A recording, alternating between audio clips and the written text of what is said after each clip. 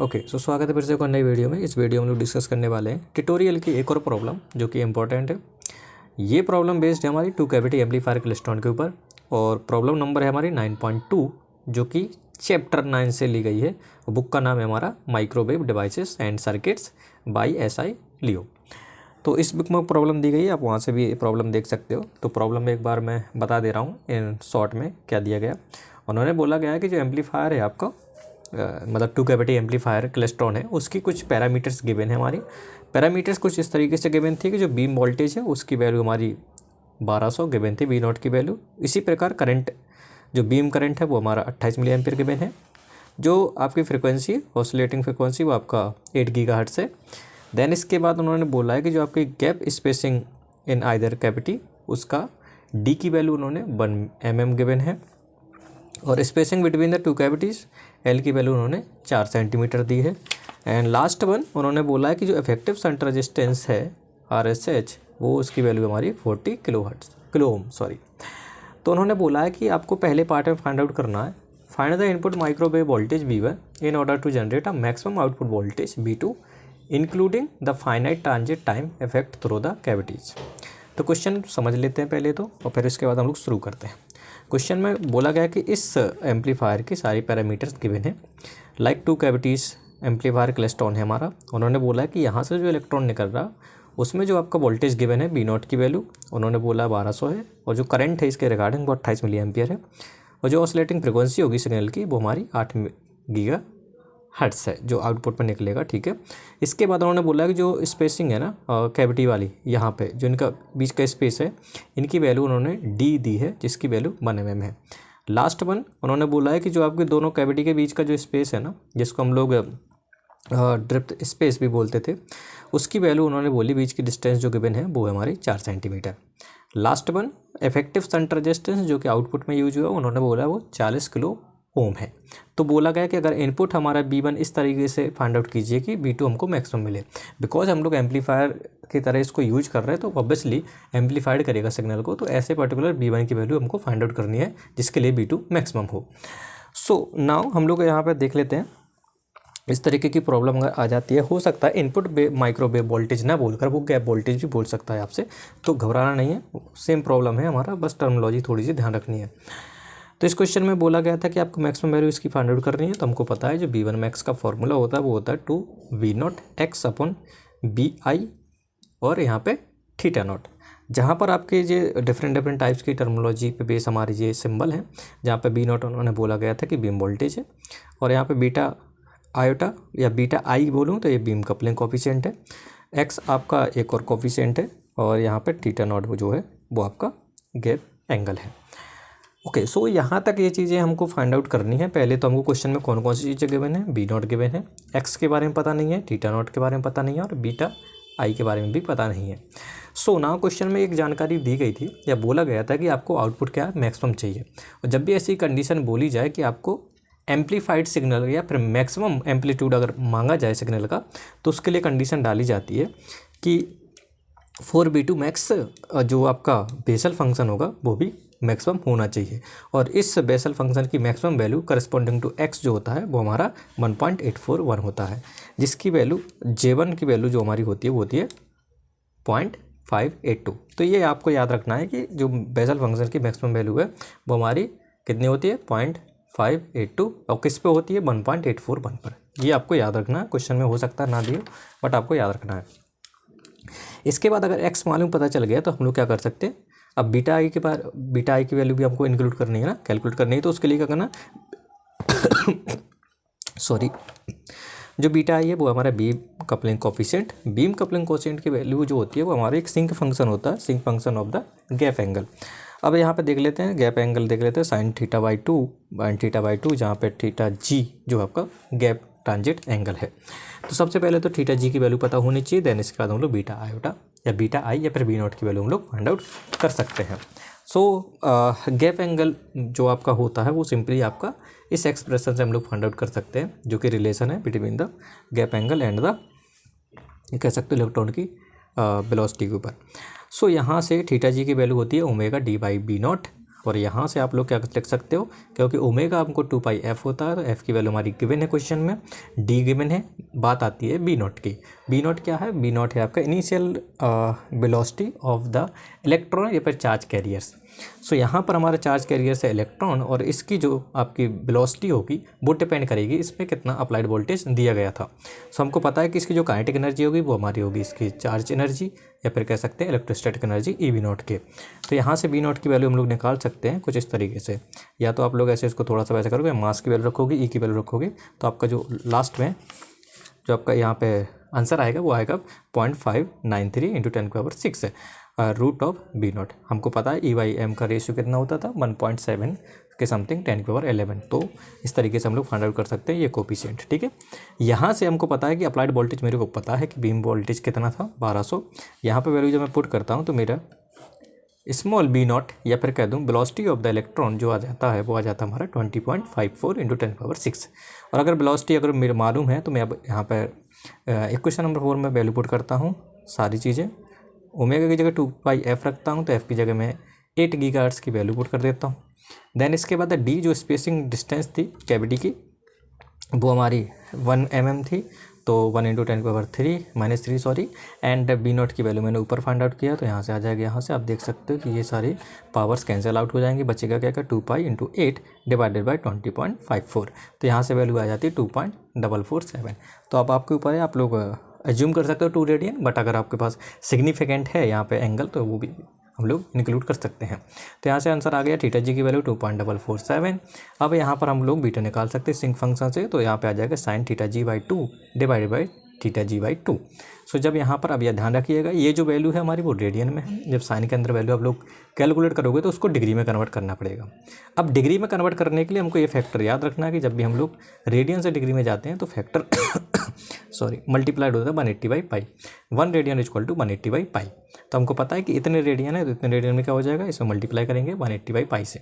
सो यहाँ से जो आपका आंसर आ जाएगा, ऊपर साइन की वैल्यू फाइंड आउट करोगे इस एंगल की, मतलब साइन की वैल्यू इस एंगल पे फाइंड आउट करोगे और इससे कैलकुलेट करोगे मल्टीप्लाई एंड डिवीजन से, तो आपका आंसर आ जाएगा 0.768। तो ये आ जाएगा हमारा कपलिंग कोफिशिएंट या फिर बीम कपलिंग कोफिशिएंट बीटा आई। और अगर बीटा आई हमको इंक्लूड करना था इस क्वेश्चन में तो मेरे पास कौन कौन सी चीज़ें आ गई, एक चीज़ तो ये आ गया, एक चीज़ ये आ गया। अब बचा मेरे पास थीटा नॉट।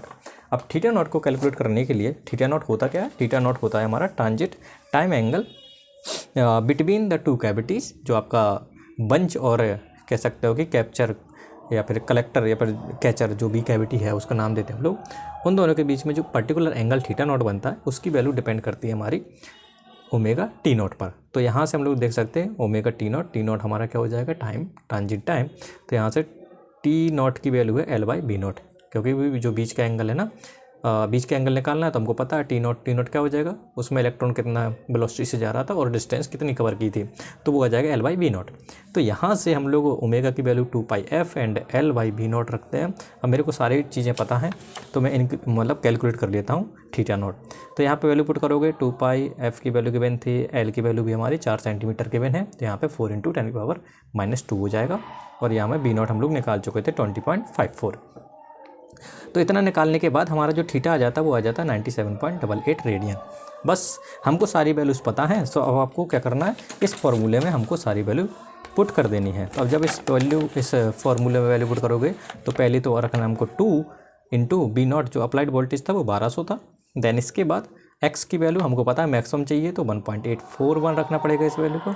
और इसी प्रकार बी आयोटा या फिर बी आई या फिर बी नॉट हमने निकाला था 0.768 इंटू थीटा नॉट कितना आया था 97.88 रेडियन। तो यहाँ पे वैल्यू पुट कर देंगे तो हमारा आंसर आ जाएगा B1 equal to 58.77 volt. Okay, जो हम लोगों ने अब यहाँ पे यूनिट वाइज भी देख सकते हो ना कि जो हमने बीटा निकाला था वो हमारा रेडियन में भी था, ठीक है ना। तो यहाँ से हम लोग रेडियन वाला इंक्लूड कर सकते हैं, तो कोई ऐसी बड़ी बात नहीं है। ओके, सो यहाँ तक सारी चीज़ें कैलकुलेट होने के बाद ये हमारा पहला पार्ट हो जाता है कंप्लीट। सेकेंड पार्ट में जो बोला गया था, मैं आपको क्वेश्चन पढ़ के बता दे रहा हूँ। सेकेंड पार्ट में बोला गया था determine the voltage gain neglecting the beam loading in the output cavity. So उन्होंने बोला था कि आपको ना वोल्टेज गेन निकालना है। तो अगर वोल्टेज गेन निकालना है तो उसके लिए आपको सारी चीज़ें पता होनी चाहिए। कौन कौन सी देख लेते हैं। Beta not beam coupling coefficient पता है, थीटा नॉट पता है, J1X मालूम है, X की वैल्यू भी मालूम है, R0 भी मालूम है और RSH भी मालूम है। तो R0 कैसे मालूम है? क्योंकि मेरे को पता है बीम वोल्टेज पता है, बीम करंट पता है, तो वहाँ से बीम रेजिस्टेंस भी निकाल सकता हूँ। सिंपली क्या हो जाएगा, R0 इक्वल टू B0/I0। तो यहाँ से 1200 ये पता था, ये 28 मिली एम्पियर है। तो यहाँ से जो आपका इनपुट रेजिस्टेंस या फिर R0 जो DC करंट, DC रेजिस्टेंस जो इनपुट आपका सेक्शन था, उसमें हो जाएगा आंसर R0 की वैल्यू 42.86 किलो ओम। बस इस फॉर्मूले में यहाँ पे वैल्यू पुट कर देनी है और हमारा यहाँ से आंसर आ जाएगा। तो जब यहाँ पे सारी चीज़ें आप पुट करोगे तो यहाँ से हमारा वोल्टेज गेन आ जाएगा कुछ इस तरीके से। आप मैथमेटिक की प्रॉब्लम हो सकती है यहाँ पे कैलकुलेशन, बट कॉन्सेप्ट समझिएगा। हो सकता है बाई मिस्टेक मेरे से हो गया हो, बट आपका कॉन्सेप्ट यही है। तो एक बार चेक कर लीजिएगा, मतलब क्रॉस वेरीफाई कर लीजिएगा। नाउ इसके बाद उन्होंने पार्ट सी में बोला था, पार्ट सी में बोला गया था कि जो आपका इफ़िशेंसी है, जो आपने इफ़िशेंसी आपको निकालनी है इस पर्टिकुलर 2 कैविटी एम्पलीफायर क्लेस्ट्रॉन की, वो इफ़िशेंसी हमारी होती है बाई फार्मूला B0I2, ऐसे भी याद रख सकते हैं, ऐसे I2/I2B2 divided by I0B2 into β0/2। तो इस तरीके से हमारा इफ़िशेंसी निकल आएगी। अब हमको I2 और B2 मालूम होना चाहिए। I2B2 कैसे निकालते हैं देख लेते हैं। I2 निकलता है with the help of initial जो आपका बीम करंट है उसकी हेल्प से। तो ये होता है 2 times of I0 Bessel function. अब मैक्सिमम आपको पता था, मैक्सिमम आउटपुट वोल्टेज के बारे में बात हो रही थी हमारी, B2 के बारे में बात हो रही थी, तो हमको यहाँ पे मैक्सिमम वैल्यू बेसल फंक्शन की पुट करनी होगी। तो बेसल फंक्शन की मैक्सिमम वैल्यू हो जाएगी 0.582 और I0 हमारा 28 मिली एम्पियर गिवन है। यहाँ से 2 का फैक्टर आ जाएगा। जब आप लोग यहाँ से निकालोगे तो आपके पास आ जाएगा I2 की वैल्यू कितनी, 32.592 milliampere. Okay, so now अब लोग बात कर लेते हैं हम लोग B2 मैक्सिमम जो हमारा आउटपुट वोल्टेज है वो कितना है, तो वो हमारा निकलता है with the help of I2 और संट करंट या संट रेजिस्टेंस। तो हमारे यहाँ आपको पता है β0 पता ही है मेरे को, तो I2 इंटू RSH। तो यहाँ से β0 की वैल्यू पुट करता हूँ, I2 की वैल्यू पुट करता हूँ और यहाँ पे RSH की वैल्यू पुट करता हूँ। तो मेरे पास B2 जो आ जाता है वो आ जाता है 1,226 वोल्ट। अब हमको पता है कि ये सारी वैल्यू चीज़ें पता चल गई हैं। तो यहाँ पे एफिशिएंसी वाले कह सकता हूँ कि एक्सप्रेशन में पुट करता हूँ तो हमारे पास एफिशिएंसी आ जाती है 37.3%। ठीक है, तो यहाँ से ये आंसर आ जाता है। तो इस तरीके से हमारे पार्ट सी भी कंप्लीट हो जाता है। नाउ अब पार्ट डी हम लोग यहाँ पे डिस्कस कर लेंगे। सो लास्ट पार्ट जो डी पार्ट था, इसमें बोला गया था, क्वेश्चन पढ़ के बता दे रहा हूँ मैं। इसमें बोला गया था compute the beam loading conductance and so that one may neglect it in the preceding calculation. Okay, so सबसे पहले हम लोग करना क्या है, पहले तो बीम लोडिंग कंडक्टेंस मालूम कर लेते हैं, जिसका फॉर्मूला होता है simply 1/2 G0 bracket B0² minus B0 into cos theta G/2। तो यहाँ से मेरे को पहले तो बीम लोडिंग कंडक्टेंस की वैल्यू पता करनी है, देन इसके बाद हमको रिजल्ट फाइंड आउट करना है कि क्या इसको हम नेगलेक्ट कर सकते थे या नहीं। सो सबसे पहले हम लोग क्या है, G0 की वैल्यू निकाल लेते हैं। G0 हमारा क्या होता है 1/R0 और R0 क्या होता था B0/I0। सो यहाँ से इन्वर्स हो जाएगा आपका होता है I0/B0 और यहाँ पे 2 का फैक्टर आ जाएगा। B0 मेरे को मालूम है, यहाँ से थीटा G भी मालूम था मेरे को, तो मैं सारी वैल्यू यहाँ पे पुट करता हूँ। देन इसके बाद कैलकुलेट करता हूँ, तो जो मेरा बीम लोडिंग कंडक्टेंस आ रहा है वो आ रहा हमारा 3.94 इंटू 10⁻⁻6 महू या फिर ओम इनवर्स। ठीक है, तो यहाँ से आप एक चीज़ समझ में आ रही होगी, अगर मैं इसके करस्पॉन्डिंग बीम लोडिंग रेजिस्टेंस निकालूँ, जो रेजिस्टेंस हम लोग यूज किए हैं उनके कंपैरिजन अगर मैं इस कैलकुलेशन के रिस्पेक्ट में अगर मैं बीम लोडिंग रेजिस्टेंस निकालूँ, तो मेरे को पता है कि जो रेजिस्टेंस और कंडक्टेंस में रिलेशन होता है वो इन्वर्सली होता है। तो RB इक्वल टू हो जाएगा 1/GB और 1/GB से अगर मैं निकालूँ तो यहाँ से आपको वैल्यू आ रही है RB की 0.25 इंटू 10⁻⁶, मतलब 0.3 मेगा ओम। तो उन्होंने बोला कि क्या इस लोडिंग कंडक्टेंस को हम लोग नेगलेक्ट कर सकते थे क्या, जितनी भी हम लोगों ने जितनी भी अभी कैलकुलेशन की हैं रिलेटेड टू एम्पलीफायर। तो यहाँ से आप एक चीज़ देख सकते हो कि मैंने इसके करस्पॉन्डिंग जब रेजिस्टेंस निकाला तो रेजिस्टेंस की वैल्यू आई है मेगा ओम के अंतर्गत, और जो हमारी गिवन वैल्यूज़ थी बीम के रिगार्डिंग उन्होंने बोला था कि जो आपका बीम रेजिस्टेंस है वो आपका 42 किलो ओम है और जो आपका शंट रेजिस्टेंस है वो हमारा कितना है 40 किलो ओम। तो आप यहाँ से एक चीज़ देख सकते हो कि इन दोनों के कंपैरिजन ये वैल्यू बहुत ज़्यादा है, और अगर हम लोग इस चीज़ को कंसीडर करते हैं तो हमारा एक ओपन सर्किट की तरह काम करेगा। जो कि एम्पलीफायर के ओपन सर्किट की काम करेगा। इसलिए हम कह सकते हैं कि हाँ, इस पर्टिकुलर कंडक्टेंस की वैल्यू को हम लोग नेगलेक्ट कर सकते हैं इन कंपेरिजन टू दिस। ठीक है, तो उन्होंने यही बोला था कि क्या शो करना था कि so that one may neglect it in the preceding calculation. Yes, we can neglect. Okay, so इस तरीके से हमारी ये फर्स्ट प्रॉब्लम कंप्लीट हो जाती है। इसी पे बेस्ड हमारी सेकंड प्रॉब्लम भी है, तो वो भी आप लोग इसकी रेफरेंस में प्रोसीड कर सकते हो। बट हाँ, ये कंप्लीट हमारा एक कॉन्सेप्ट था रिलेटेड टू एम्पलीफायर या फिर बोलूँ टू कैविटी क्लेस्ट्रॉन एम्पलीफायर, जिसमें हम लोगों ने डिफरेंट टाइप के फॉर्मूले और कॉन्सेप्ट भी पढ़े।